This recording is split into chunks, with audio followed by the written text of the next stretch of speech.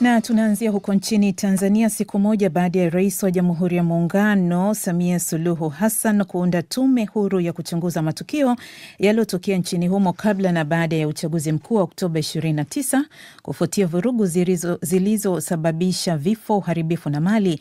Wadau, wanazuoni na vyama vya siasa wameibua maswali lukuki wakihoji ubora na tija ya tume hiyo. Florence Majani ametuandalia taarifa zaidi.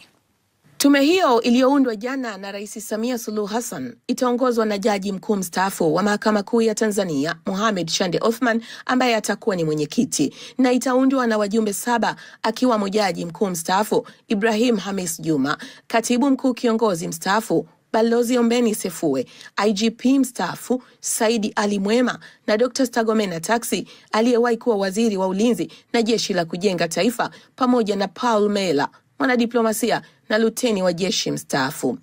Licha ya kusubiriwa kwa hamu kwa kauli ya rais kuhusu vurugu za Oktoba 29, lakini kuundwa kwa tume hii kumeibua maswali na wasiwasi kuhusu ubora wa tume hiyo iliyosheheni viongozi wastaafu waliowahi kushika nyadhifa kubwa serikalini.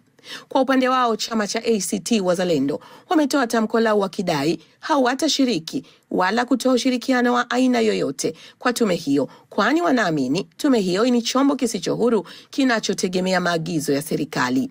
Kiongozi mkuu wa ACT Wazalendo, Dorothy Sem, amesema tunataka tuwe na kundi la tume ambalo litaliangalia tukio zima na matokeo yake kwa namna ambayo haitakuwa ya upendeleo, kwa namna ambayo itakuwa ya kujisafisha.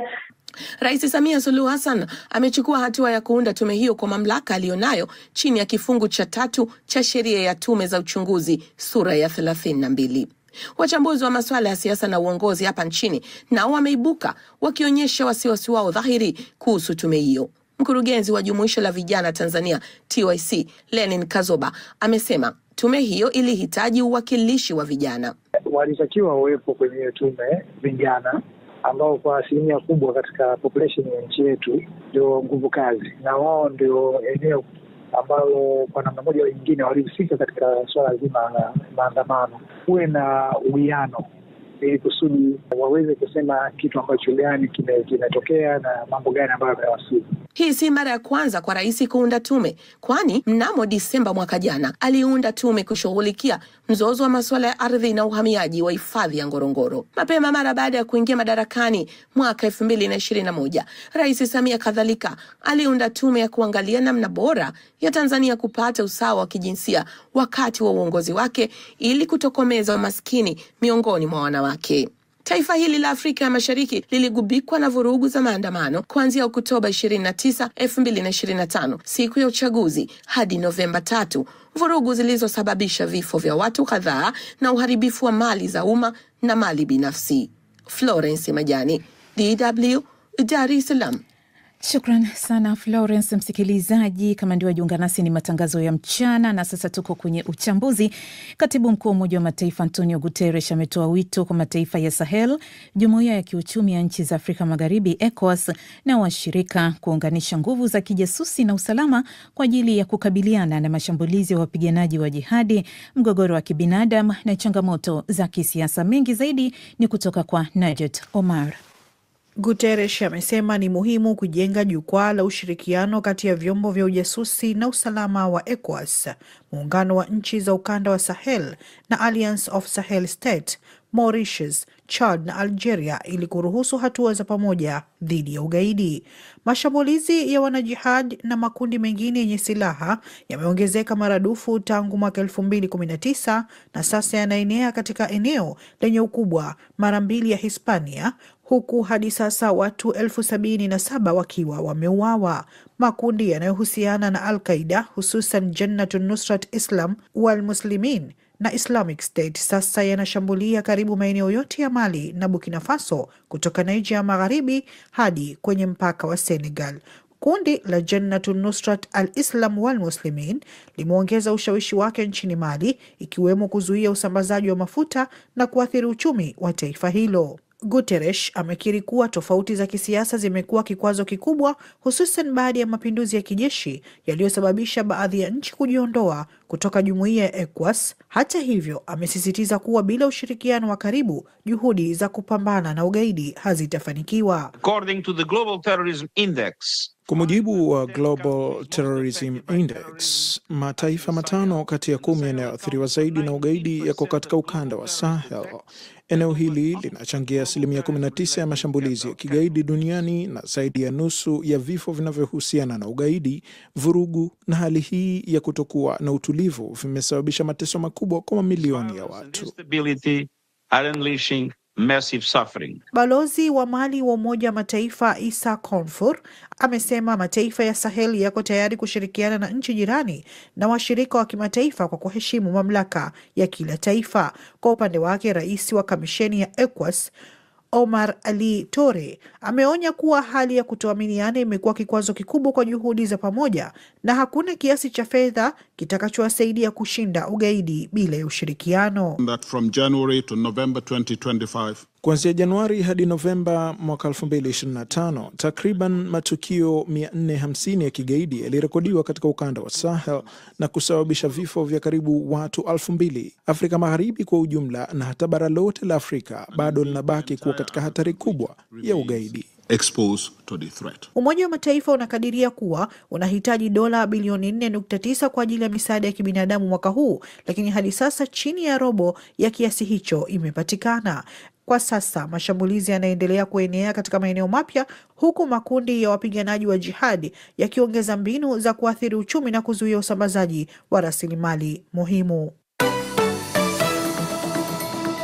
DW tunavuma kwa kishindo.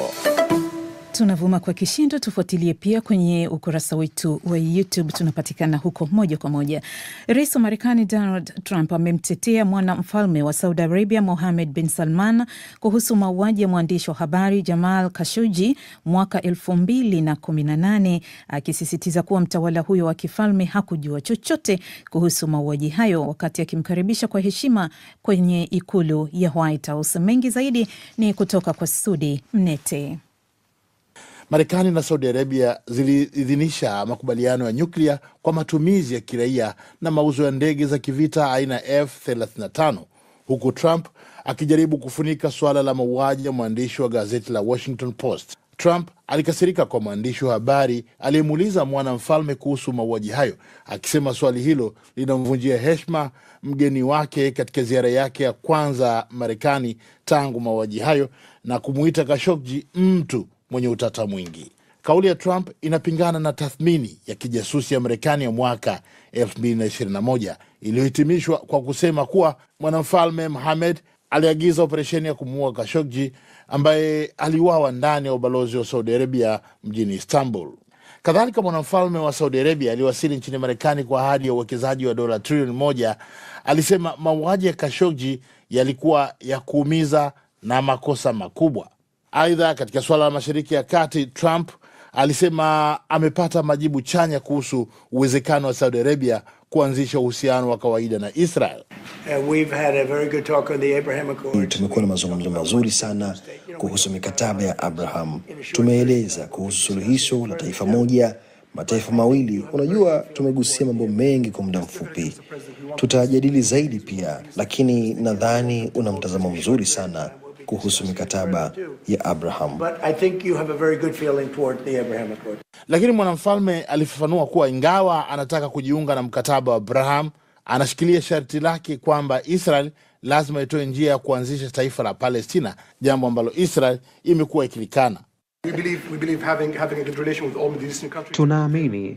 Tunaamini kuwa na uhusiano mzuri na nchi hizi mbalimbali ni jambo jema, na tunataka kuwa sehemu ya mkataba wa Abraham, lakini pia tunataka kuhakikisha kuwa tunapata njia iliyo wazi ya suluhisho la mataifa mawili. Na leo tumekuwa na mazungumzo mazuri na Mheshimiwa Rais kwamba tutafanya kazi juu ya hilo ili kuhakikisha tunaandaa mazingira sahihi haraka iwezekanavyo ili hilo lifanikishwe. Awali Trump alimkaribisha bin Salman kwa tabasamu na mkono wa salamu kwenye zulia jekundu, huku makumi ya wanajeshi wakipanga mstari kuzunguka eneo hilo. Gari la kifahari liliingizwa katika eneo la ikulu likisindikizwa na kikosi cha heshima cha jeshi la Marekani cha wapanda farasi. Viongozi hao wawili kisha walitazama angani wakati ndege za kivita zikipita kwa kishindo. Bin Salman amekuwa akitafuta makubaliano kama hayo ili kufungua njia ya kupata teknolojia ya nyuklia ya Marekani na kuisaidia Saudi Arabia kufikia kiwango cha Umoja wa Falme za Kiarabu na adui wake wa jadi Iran. Lakini maendeleo ya makubaliano ya nyuklia yamekuwa magumu kwa sababu wa Saudi wamekataa sharti la Marekani linalopiga marufuku kurutubisha urani au kuchakata tena mafuta yaliyotumika, njia zote mbili zinazoweza kuelekea kutengeneza bomu.